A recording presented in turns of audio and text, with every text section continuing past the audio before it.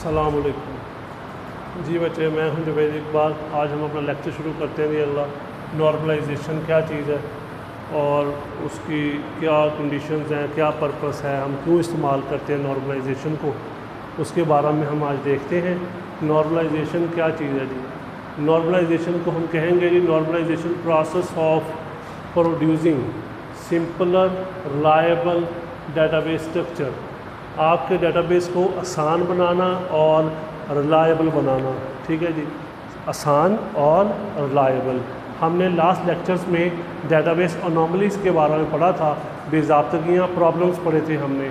उन प्रॉब्लम्स को ख़त्म करने का जो नाम है उसको क्या कहा जाएगा? नॉर्मलाइजेशन। यानी एक ऐसा अमल है जो कि टेबल को सिंपलर आसान बनाता है और उसके बाद उसको काबिल एतमाद बनाता है, यानी उसको ऐसी शक्ल में तब्दील करेगा जिसमें किसी किस्म का कोई प्रॉब्लम नहीं होगा और वो अकॉर्डिंग टू रूल होगा और हर तरह के यूज़र के लिए उसमें आसानी होगी। आप जिस तरह मर्ज़ी उसे इस्तेमाल करेंगे, आपको किसी किस्म का कोई प्रॉब्लम फेस नहीं करना पड़ेगा। उस प्रोसेस को नाम क्या दिया जाता है जी? नॉर्मलाइजेशन। नॉर्मलाइजेशन एक ऐसा प्रोसेस है जो कि आपके टेबल को ठीक है सिंपलर बनाएगा, रिलायबल बनाएगा। ठीक है, इस्तेमाल होता है जी use to create suitable set of relations for storing data. यानी रिलेशंस बनाता है डाटा को स्टोर करने के लिए। वर्क्स थ्रू डिफरेंट स्टेजेस, ये डिफरेंट स्टेजेस के साथ काम करता है। ठीक है, उन स्टेजेस को नाम क्या दिया जाता है? नॉर्मल फॉर्म्स कहा जाता है। ठीक है, आप इसकी मिसाल ऐसे ले लें, आप किसी गेम में हिस्सा ले रहे हैं, उसके स्टेजेस होते हैं। आपने पहली स्टेज ठीक है उसकी ठीक है जो कंडीशन थी पूरी कर दी, आप दूसरी में चले गए, दूसरी को पूरा कर दिया, तीसरी में चले गए। हर एक स्टेज की, हर एक नॉर्मल फॉर्म की अपनी कुछ कंडीशंस हैं। आप उन कंडीशंस को पूरा करेंगे, आप उस नॉर्मल फॉर्म में इंटर हो जाएंगे। जब आप अगली नॉर्मल फॉर्म की कंडीशन पूरी करेंगे, आप अगली में चले जाएंगे।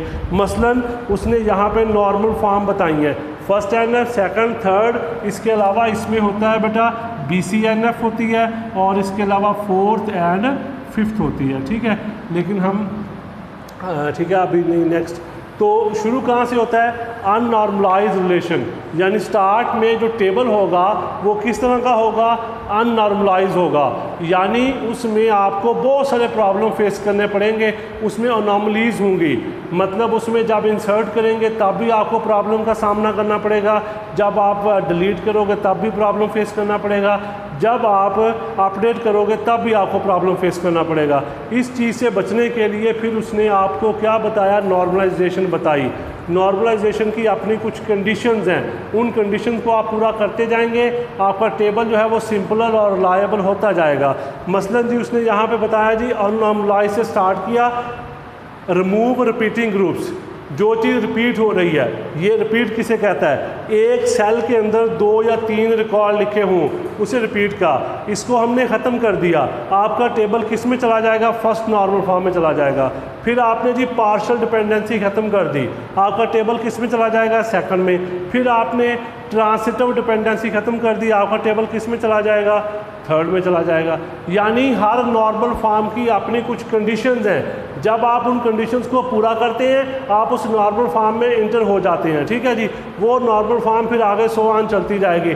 जब आप तमाम को पूरा कर लेंगे, आपका टेबल बिल्कुल एक्यूरेट हो जाएगा, रिलायबल हो जाएगा, सिंपलर हो जाएगा। इस तरह आपके सारे प्रॉब्लम जो हैं वो सारे क्या हो जाएंगे? ख़त्म हो जाएंगे।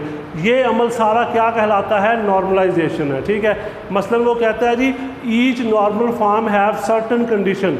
हर नॉर्मल फॉर्म की अपनी कुछ कंडीशंस हैं, जब आप उन कंडीशंस को पूरा करते हैं तो आप उस नॉर्मल फॉर्म में इंटर हो जाते हैं। वो कहता है condition fulfil to bring database in particular normal form.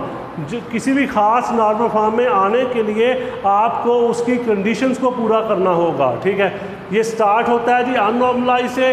ठीक है, उसके बाद फिर ये ठीक है आगे चलता जाता है। Process identify correct problem of database. ये सारा करने का मकसद ये है, सारा मकसद ये है कि आपने अपनी डेटाबेस को रिलायबल बनाना है, सिंपलर करना है, आसान करना है, जिसको हर कोई आसानी के साथ समझ सके। यानी नॉर्मलाइजेशन एक ऐसा अमल है जो आपके टेबल में से तमाम प्रॉब्लम को ख़त्म कर देगा और आपको ऐसी डेटाबेस देगा जो कि समझने में आसान होगी और ठीक है उसमें ठीक है काबिल एतमाद होगी, उसमें जो डाटा सेव होगा अकॉर्डिंग टू रूल होगा, उसमें कोई ऐसी चीज़ नहीं होगी, कोई ऐसा प्रॉब्लम नहीं होगा जो कि आपको ठीक है डिस्टर्ब करे या आपके डेटाबेस को प्रॉपर्ली चलने ना दे। यानी नॉर्मलाइजेशन का मकसद ये हुआ कि तमाम अनोमलीज़ को ख़त्म करने का जो अमल है वो क्या कहलाता है जी, नॉर्मलाइजेशन कहलाता है। ठीक है, और उस नॉर्मलाइजेशन को हम डिफ़ाइन करते हैं स्टेजेस के लिहाज से। वो स्टेजेस आप पूरी करते जाएंगे, आप अगली नॉर्मल फॉर्म में जाते जाएंगे। ठीक है, जैसा कि ये मैंने यहाँ पे टेबल बनाया आपके सामने डिपार्टमेंट का। अब इसमें देखें जी, इसमें हमें बहुत सारी अनोमलीज फेस करनी पड़ रही हैं। ठीक है, मतलब सबसे पहली चीज़ है रिपीटिंग ग्रुप्स है इसके अंदर, उसके बाद पार्शियल डिपेंडेंसी है, ये प्रॉब्लम है इसके अंदर, हमने इनको ख़त्म करना है। ख़त्म करने का नाम क्या है, नॉर्मलाइजेशन। उसका जी पहला फैक्टर जो है जो हमने आज पढ़ना है वो है जी फंक्शनल डिपेंडेंसी नॉर्मलाइजेशन का।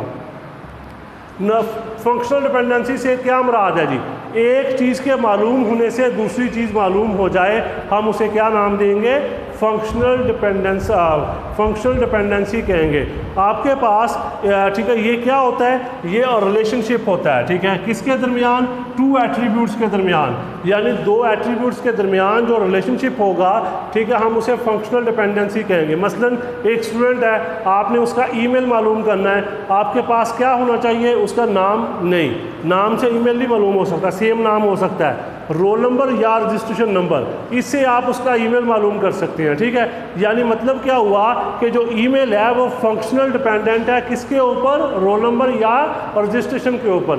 ये चीज़ वो बता रहा है यहाँ पे, वो कहता है it means if one attribute is known it is possible to, यानी एक के मालूम होने से दूसरा भी मालूम हो जाए, उसको क्या कहा जाएगा, फंक्शनल डिपेंडेंसी। मसलन जी एक टेबल है जी स्टूडेंट, उसके एट्रीब्यूट हैं registration number, name, class, email. ठीक है, उसमें जी रजिस्ट्रेशन नंबर है हमारे पास, उसमें आगे नेम है। अब हमने नाम मालूम करना है तो हमारे पास उसका क्या होना चाहिए, रजिस्ट्रेशन नंबर होना चाहिए। जो लेफ़्ट साइड वाली वैल्यू है ना जिससे हम मालूम कर रहे हैं वो क्या कहलाती है, वो डिटर्मिनेंट कहलाती है। याद रखना है फंक्शनल डिपेंडेंसी में जिससे हम वैल्यू मालूम कर रहे हैं वो क्या कहलाएगा, वो डिटर्मिनेंट कहलाएगा। यानी जो लेफ़्ट साइड वाली वैल्यू होती है, ठीक है, मतलब जिससे हम दूसरी चीज़ मालूम कर सकें हम उसे डिटर्मिनेंट कहते हैं। इसके बगैर यानी ये कोई प्राइमरी की हो सकता है, ठीक है, तो लेफ़्ट साइड को हम कहते हैं। इसी तरह आप देखेंगे, अब अगर नेम है ना, इसी तरह ईमेल है, इसी तरह हमारे पास आ जाएगा क्लास है। ये तीनों चीज़ें जब इस पे डिपेंडेंट होंगी हम उस चीज़ को कहते हैं फुल फंक्शनल डिपेंडेंसी।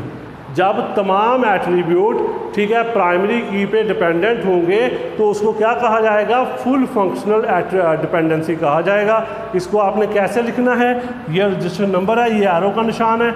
अब इसमें ये वाली जो चीज़ है ये कहलाती है डिटर्मिनेंट और ये क्या हैं, ये डिटर्मिनेंट्स हैं। ठीक है, यानी मतलब क्या हुआ कि ये तमाम चीज़ें फंक्शनली डिपेंडेंट हैं किसके ऊपर, रजिस्ट्रेशन नंबर के ऊपर। ठीक है, हम इसको क्या कहते हैं, फंक्शनल डिपेंडेंसी। फुल फंक्शनल किसे कहते हैं, जब टेबल के तमाम एट्रीब्यूट प्राइमरी की पे इन्हिसार करते होंगे हम उसे क्या नाम देंगे, फुल फंक्शनल डिपेंडेंसी कहेंगे। ठीक है जी, ये हमारे पास है पहला फैक्टर। ठीक है, जो हम नॉर्मलाइजेशन में पढ़ेंगे। ठीक है, ये आज का हमारा टॉपिक था नॉर्मलाइजेशन और साथ में फंक्शनल डिपेंडेंसी। अब इसके बाद हमारे पास स्टार्ट होंगी नॉर्मल फॉर्म्स, वो हम नेक्स्ट लेक्चर में इंशाल्लाह पढ़ेंगे। तो बहरहाल ठीक है जी, इसकी समझ लग गई। नॉर्मलाइजेशन वो प्रोसेस जो टेबल को रिलायबल बनाए, सिंपलर बनाए। ठीक है, और उसमें पहली चीज़ आती है फंक्शनल डिपेंडेंसी।